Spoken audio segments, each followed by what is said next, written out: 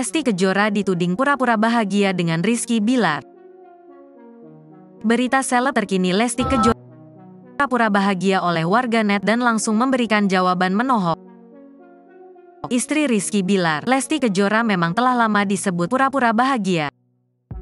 Tak ingin jadi bulan-bulanan warganet, Lesti Kejora menyebut banyak orang sok tahu soal kehidupannya.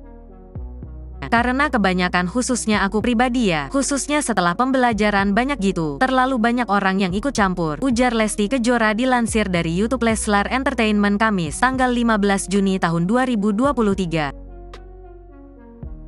Begitupun dengan Rizky Bilar yang juga ikut menimpali perkataan istrinya itu. Dikatakan ayah satu anak tersebut, makin kesini banyak netizen yang seolah sok tahu mengenai rumah tangganya. Karena kebanyakan setelah pembelajaran banyak itu terlalu banyak orang ikut campur. Ia terlalu banyak intervensi, jadi seolah paling tahu segalanya.